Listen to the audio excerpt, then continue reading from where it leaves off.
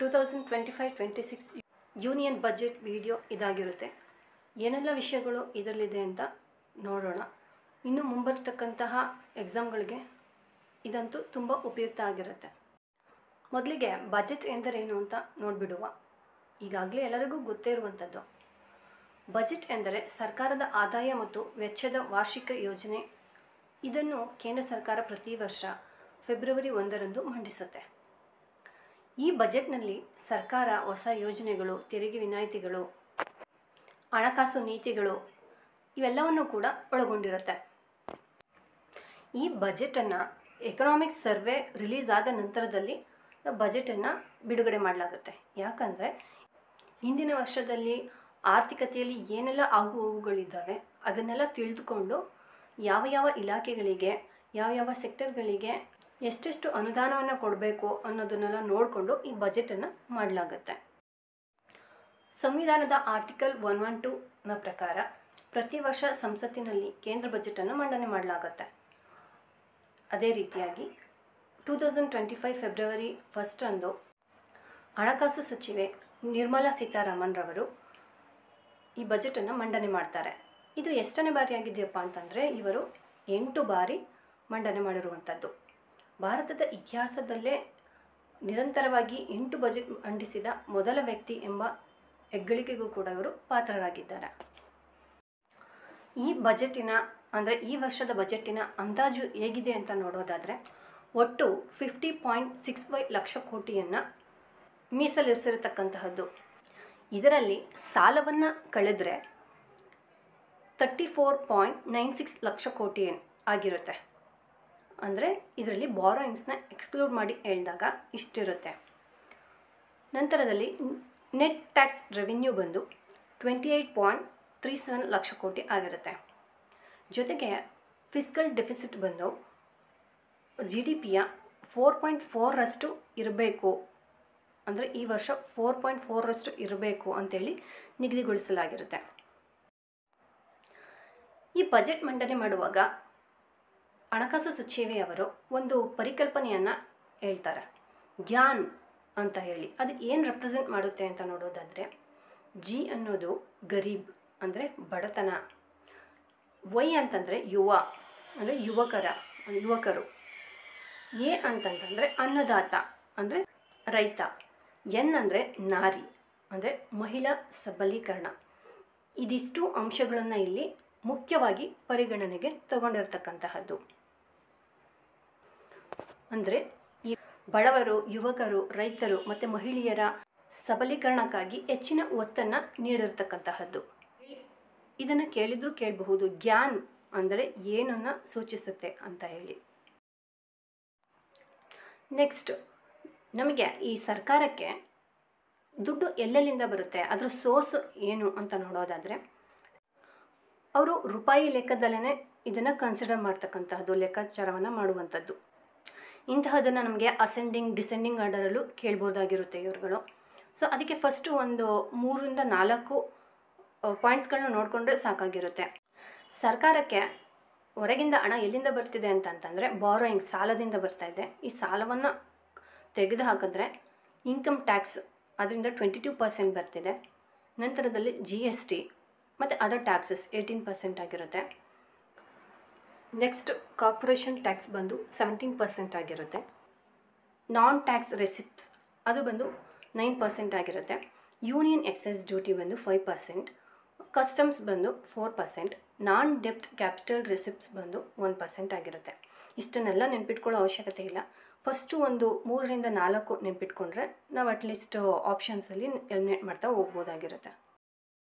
Next ಅದೇ ರೀತಿಯಾಗಿ ಸರ್ಕಾರದಿಂದ ಹಣ ಎಲ್ಲೆಲ್ಲಿಗೆ ಹೋಗ್ತಾ ಇದೆ ಅಂತ ನೋಡೋದಾದರೆ ಇದನ್ನು ಕೂಡ ರೂಪಾಯಿ ಲೆಕ್ಕದಲ್ಲೇ ಲೆಕ್ಕಾಚಾರ ಹಾಕಿರುವಂತಹದ್ದು. States share of taxes and duties ಅಂತಂದರೆ ತೆರಿಗೆ ಪಾಲನ್ನು ರಾಜ್ಯಗಳಿಗೆ ಏನು ಕೊಡಲಾಗುತ್ತೋ ಅದರ 22% ಆಗಿರುತ್ತೆ.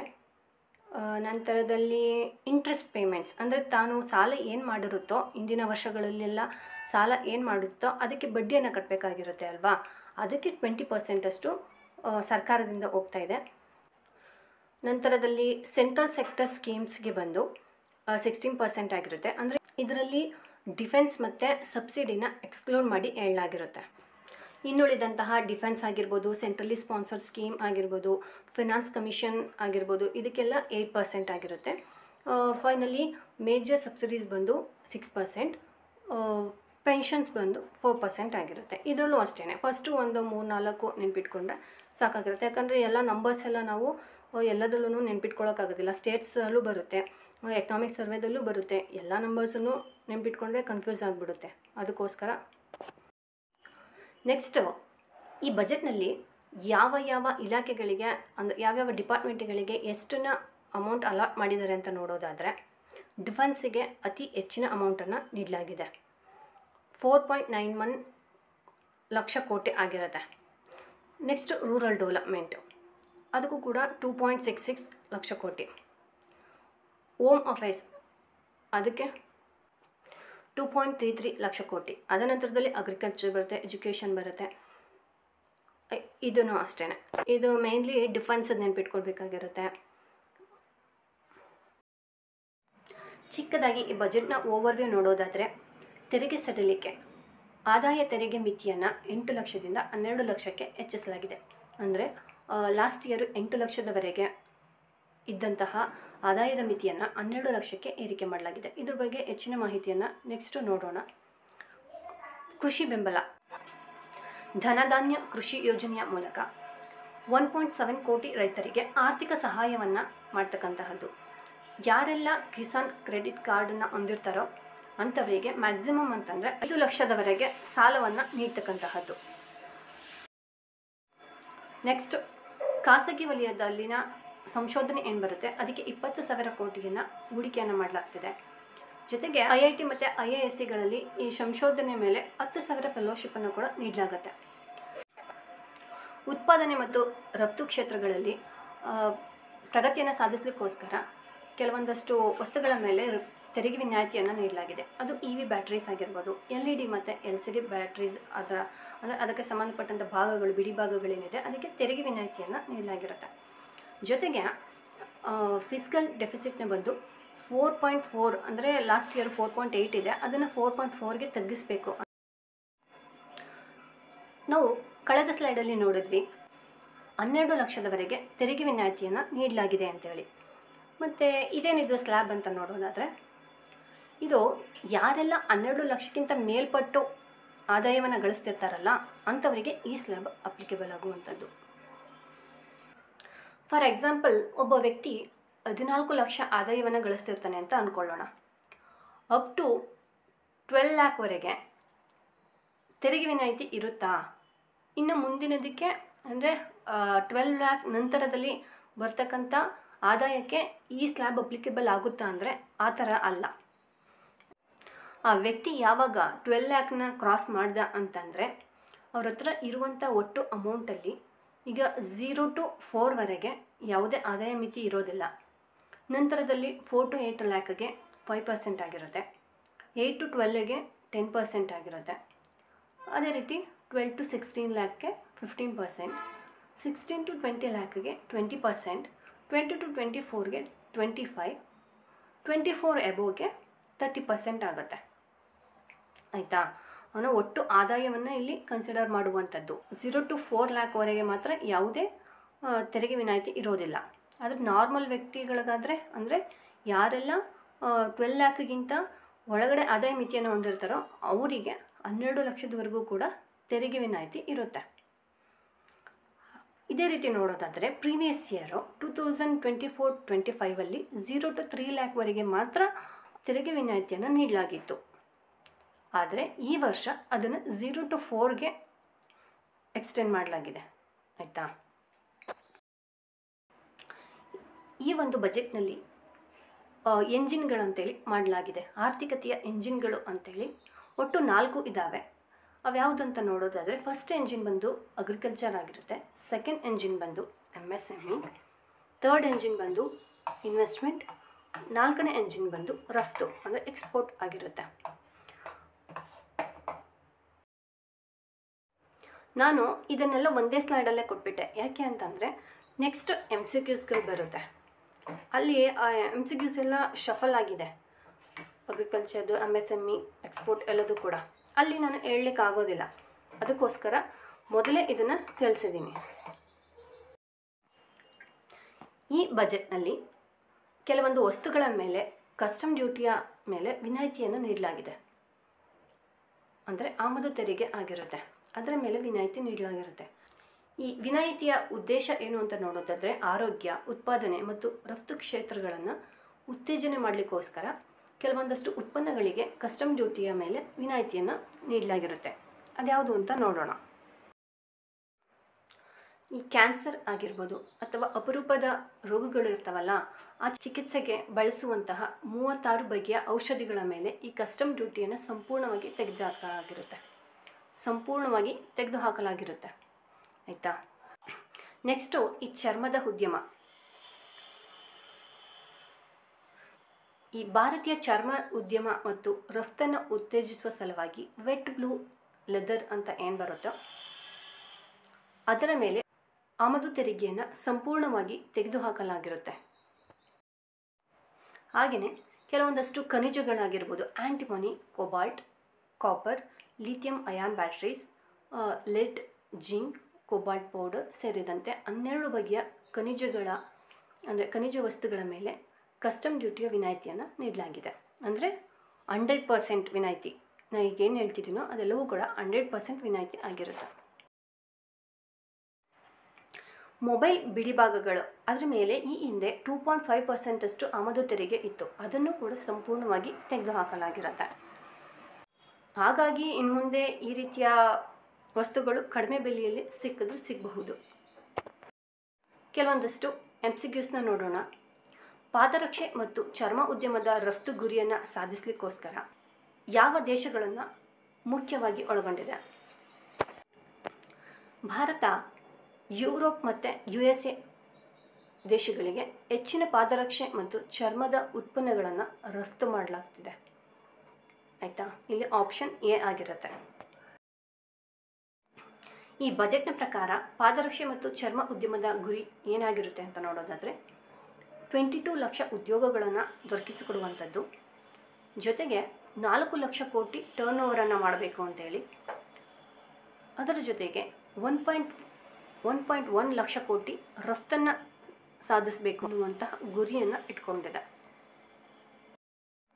ಶಿಕ್ಷಣ ಕ್ಷೇತ್ರದಲ್ಲಿ ಯಾವ ಪ್ರಮುಖ ಅಭಿವೃದ್ಧಿ ಯೋಜನೆಗಳನ್ನು ಘೋಷಣೆ ಮಾಡಲಾಗಿದೆ ಅಂತ ನೋಡೋದಾದರೆ ಆಪ್ಷನ್ ಎ, ಎಲ್ಲ ಸರ್ಕಾರಿ ಶಾಲೆಗಳಿಗೆ ಬ್ರಾಡ್ಬ್ಯಾಂಡ್ ಸಂಪರ್ಕವನ್ನು ಕಲ್ಪಿಸಿಕೊಡ್ತಕ್ಕಂತಹದ್ದು. ಬಿ, ಎಲ್ಲ ವಿದ್ಯಾರ್ಥಿಗಳಿಗೆ ಉಚಿತ ಲ್ಯಾಪ್ಟಾಪ್. ಸಿ, ಶಾಲಾ ಶುಲ್ಕವನ್ನು ಸಂಪೂರ್ಣವಾಗಿ ರದ್ದು ಮಾಡುವಂತಹ ಯೋಜನೆ. ಖಾಸಗಿ ಶಾಲೆಗಳಿಗೆ ಹೆಚ್ಚಿನ ಅನುದಾನ. ಇಲ್ಲಿ ಉತ್ತರ ಆಪ್ಷನ್ ಎ ಆಗಿರುತ್ತೆ. ಎಲ್ಲ ಸರ್ಕಾರಿ ಶಾಲೆಗಳಿಗೆ ಬ್ರಾಡ್ಬ್ಯಾಂಡ್ ಸಂಪರ್ಕವನ್ನು ಒದಗಿಸಿಕೊಡ್ತಕ್ಕಂತಹದ್ದು. ಎಲ್ಲ ಸರ್ಕಾರಿ ಪ್ರೌಢಶಾಲೆಗಳಿಗೆ ಬ್ರಾಡ್ಬ್ಯಾಂಡ್ ಸಂಪರ್ಕವನ್ನು ಒದಗಿಸಿಕೊಡ್ತಕ್ಕಂತಹದ್ದು, ಇದರ ಜೊತೆಗೆ ಡಿಜಿಟಲ್ ಶಿಕ್ಷಣವನ್ನು ಉತ್ತೇಜಿಸುವಂಥದ್ದು. ನೆಕ್ಸ್ಟ್ MCQನ ನೋಡೋಣ.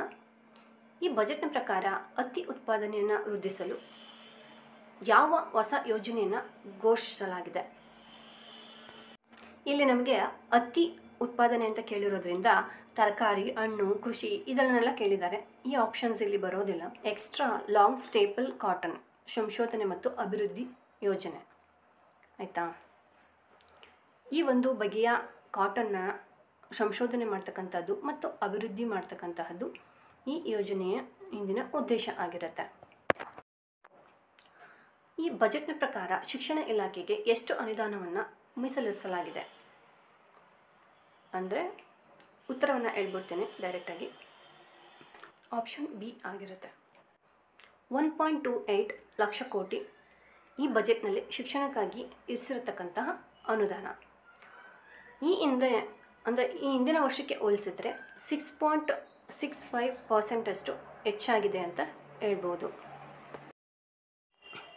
ಜೊತೆಗೆ ಶಾಲಾ ಶಿಕ್ಷಣ ಮತ್ತು ಉನ್ನತ ಶಿಕ್ಷಣಕ್ಕೆ ಮೀಸಲಿಟ್ಟಿರುವಂತಹ ಅನುದಾನ ಎಷ್ಟು ಅಂತ ನೋಡೋದಾದರೆ ಆಪ್ಷನ್ ಬಿ ಆಗಿರುತ್ತೆ.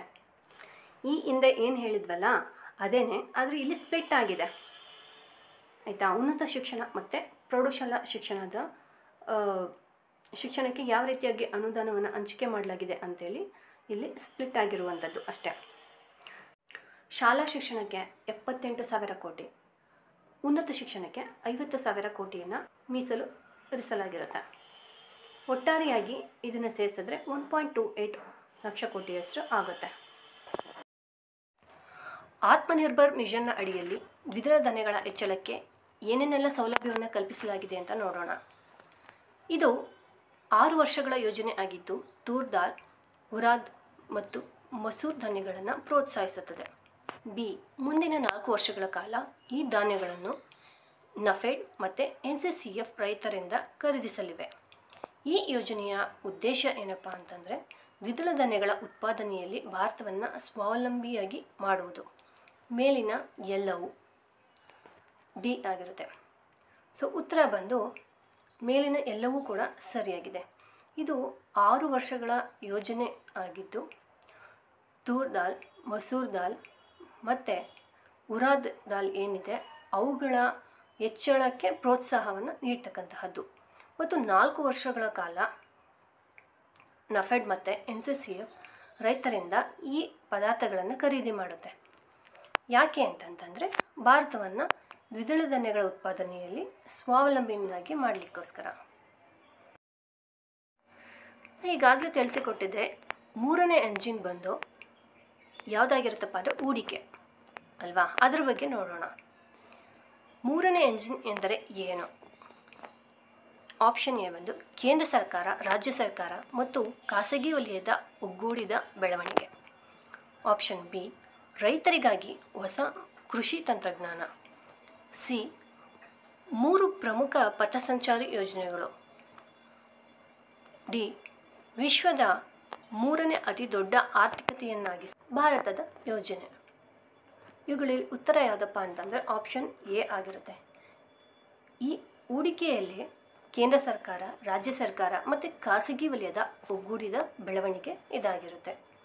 ಇಲ್ಲಿ ಹೆಚ್ಚಿನದಾಗಿ ಖಾಸಗಿ ಹೂಡಿಕೆಗೆ ಪ್ರೋತ್ಸಾಹವನ್ನು ನೀಡಲಾಗಿರುತ್ತೆ. ಪ್ರವಾಸೋದ್ಯಮ ಮತ್ತು ಆತಿಥ್ಯ ಹಾಸ್ಪಿಟಾಲಿಟಿ ವಲಯದ ಪ್ರೋತ್ಸಾಹಕ್ಕಾಗಿ ಸರ್ಕಾರ ಏನನ್ನು ಪ್ರಸ್ತಾಪಿಸಿದೆ? ಆಪ್ಷನ್ ಎ ಎಲ್ಲ ಪ್ರವಾಸೋದ್ಯಮ ಪ್ರಾಜೆಕ್ಟ್ಗಳಿಗೆ GST ವಿನಾಯಿತಿ. ಆಪ್ಷನ್ ಬಿ ಹೊಸ ಅಂತಾರಾಷ್ಟ್ರೀಯ ವಿಮಾನ ನಿಲ್ದಾಣ ನಿರ್ಮಾಣ.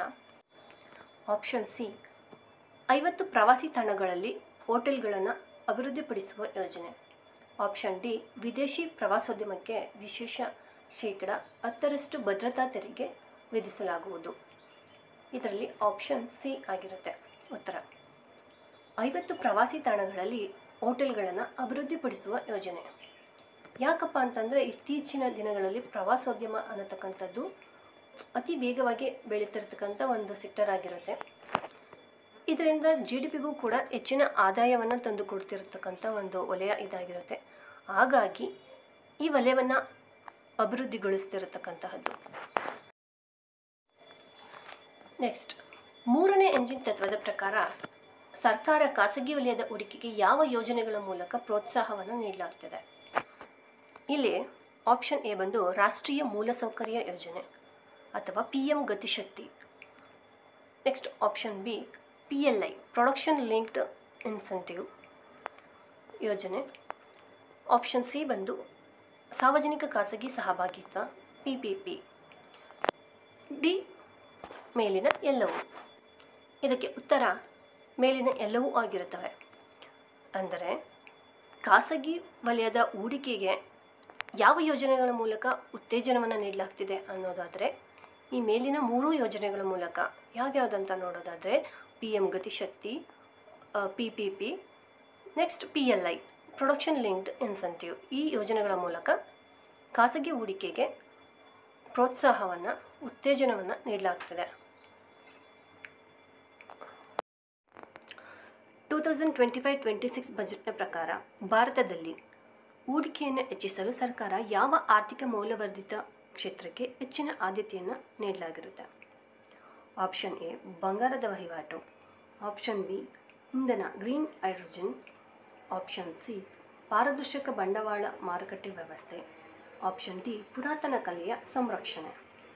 ಅದಕ್ಕೆ ಉತ್ತರ ಬಂದು ಆಪ್ಷನ್ ಬಿ ಆಗಿರುತ್ತೆ, ಗ್ರೀನ್ ಹೈಡ್ರೋಜನ್.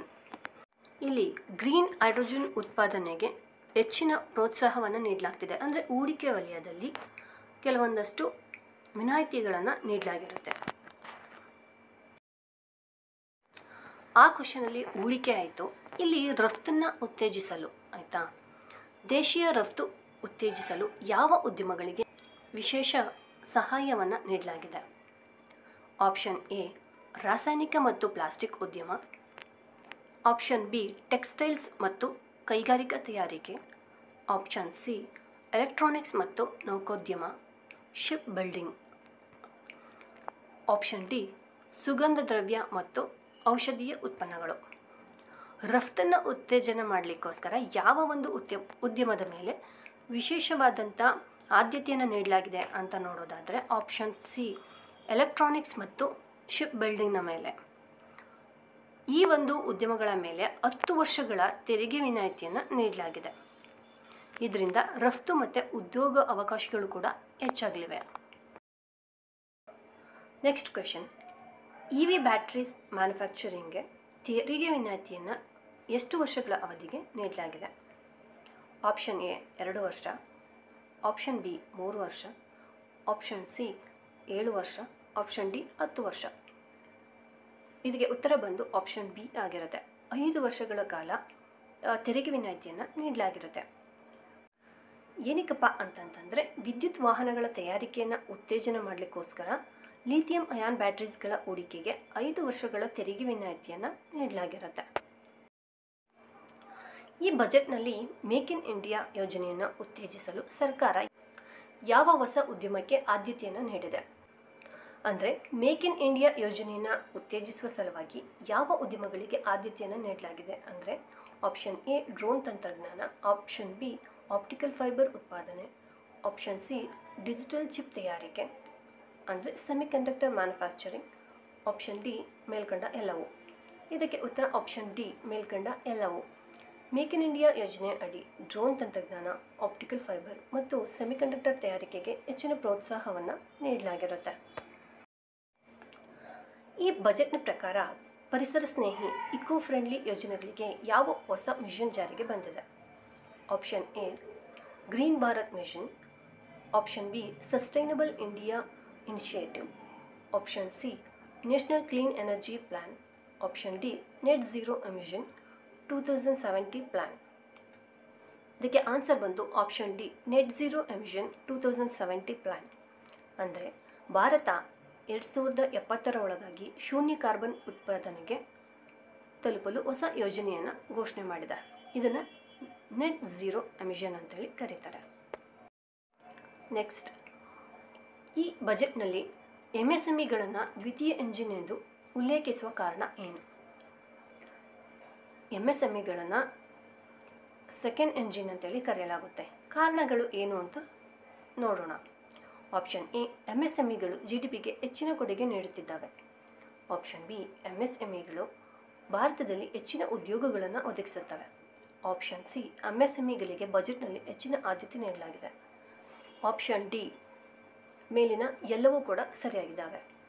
ಈ MSMEಗಳು ಆರ್ಥಿಕ ಬೆಳವಣಿಗೆಗೆ ಮತ್ತು ಉದ್ಯೋಗ ಸೃಷ್ಟಿಗೆ ಹೆಚ್ಚು ಸಹಕಾರಿಯಾಗಿವೆ. ಹಾಗಾಗಿ MSMEಗಳನ್ನು ಸೆಕೆಂಡ್ ಎಂಜಿನ್ ಅಂತೇಳಿ ಕರೆಯಲಾಗುತ್ತೆ.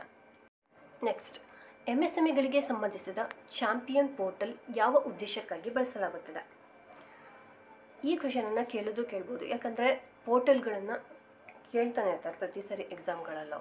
ಹಾಗಾಗಿ ಚಾಂಪಿಯನ್ ಪೋರ್ಟಲ್. ಆಪ್ಷನ್ ಎ MSMEಗಳ ಪ್ರಗತಿಯನ್ನು ಮೇಲ್ವಿಚಾರಣೆ ಮಾಡಲು, ಆಪ್ಷನ್ ಬಿ ಸಾಲ ಪ್ರಕ್ರಿಯೆಯನ್ನು ಸುಗಮಗೊಳಿಸಲು, ಆಪ್ಷನ್ ಸಿ MSMEಗಳಿಗೆ ತಾಂತ್ರಿಕ ಸಹಾಯ ನೀಡಲು, ಆಪ್ಷನ್ ಡಿ ಎಲ್ಲವೂ ಸರಿಯಾಗಿದೆ. ಆಪ್ಷನ್ ಡಿ ಮೇಲಿನ ಎಲ್ಲವೂ ಕೂಡ ಸರಿಯಾಗಿರುವಂಥದ್ದು. ಚಾಂಪಿಯನ್ ಪೋರ್ಟಲ್ MSMEಗಳಿಗೆ ಸಂಬಂಧಿಸಿದಂತಹ ಎಲ್ಲ ಮಾಹಿತಿಗಳನ್ನು ಒಳಗೊಂಡಿರುತ್ತೆ. ನೆಕ್ಸ್ಟ್, MSMEಗಳಿಗೆ ಕೇಂದ್ರ ಬಜೆಟ್ನಲ್ಲಿ 50 ಲಕ್ಷ ರೂಪಾಯಿವರೆಗೂ ಸಾಲವನ್ನು ಪಡೆಯಲು ಶೇಕಡ ಎಷ್ಟರಷ್ಟು ಬಡ್ಡಿ ದರದಲ್ಲಿ ಸಬ್ಸಿಡಿಯನ್ನು ನೀಡಲಾಗುತ್ತೆ? ಅಂದರೆ ಸಬ್ಸಿಡಿ ಅಂತಲ್ಲ, ಬಡ್ಡಿ ದರವನ್ನು ವಿಧಿಸಲಾಗುತ್ತೆ ಅನ್ನೋದಾದರೆ option A 2%, option B 3%, option C 5%, option D 7%. ಇದಕ್ಕೆ ಉತ್ತರ ಬಂದು ಆಪ್ಷನ್ ಎ 2% ಆಗಿರುತ್ತೆ. ಅಂದರೆ MSMEಗಳಿಗೆ 50 ಲಕ್ಷ ರೂಪಾಯಿವರೆಗೆ 2% ಬಡ್ಡಿ ದರದಲ್ಲಿ ಸಾಲವನ್ನು ನೀಡಲಾಗುತ್ತೆ. ನೆಕ್ಸ್ಟ್, ಇದು ರಫ್ತಿನ ಮೇಲೆ.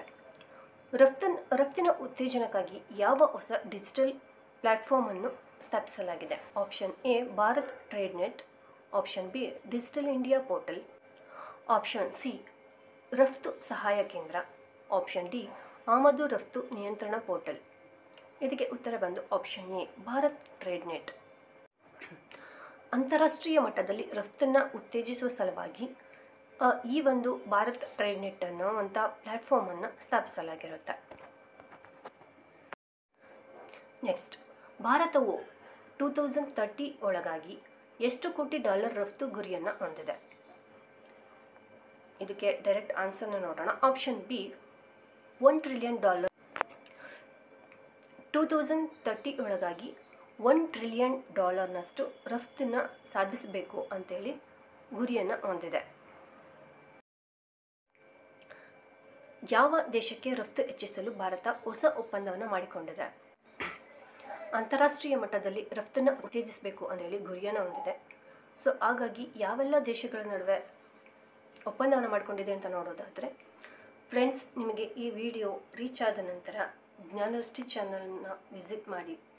ಅಲ್ಲಿ ಇನ್ನೂ ಹಲವಾರು ವೀಡಿಯೋಸ್ ಇದ್ದಾವೆ, ಶಾರ್ಟ್ಕಟ್ ರಿಲೇಟೆಡ್ ವೀಡಿಯೋಸ್ ಇದ್ದಾವೆ. ಸೊ ತುಂಬ ಉಪಯುಕ್ತ ಆಗುತ್ತೆ, ಒಮ್ಮೆ ವಿಸಿಟ್ ಮಾಡಿ, ಆಯಿತಾ? ನೆಕ್ಸ್ಟ್, ಇದರ ಆಪ್ಷನ್ ಬಂದು option A Japan, option B European union, option C Africa ಒಕ್ಕೂಟ, ಆಪ್ಷನ್ ಡಿ ಮೇಲಿನ ಎಲ್ಲವೂ ಸರಿಯಾಗಿದೆ. ಈ ಉತ್ತರ ಬಂದು ಮೇಲಿನ ಎಲ್ಲವೂ ಸರಿಯಾಗಿರುವಂಥದ್ದು. ಭಾರತ ಯುರೋಪಿಯನ್ ಯೂನಿಯನ್, ಆಫ್ರಿಕಾ ಒಕ್ಕೂಟ ಮತ್ತು ಜಪಾನ್ನೊಂದಿಗೆ ಹೊಸ ವಾಣಿಜ್ಯ ಒಪ್ಪಂದವನ್ನು ಮಾಡಿಕೊಂಡಿದೆ. ಇದರಿಂದಾಗಿ ರಫ್ತಿಗೆ ತುಂಬ ಸಹಕಾರಿಯಾಗಿದೆ. ನಿಮಗೆ ಈ ವಿಡಿಯೋ ಇಷ್ಟವಾಗಿದ್ದಲ್ಲಿ ಅಥವಾ ಉಪಯುಕ್ತ ಅನಿಸಿದ್ದಲ್ಲಿ ಲೈಕ್ ಮಾಡಿ, ಸಬ್ಸ್ಕ್ರೈಬ್ ಮಾಡಿ. Thank you.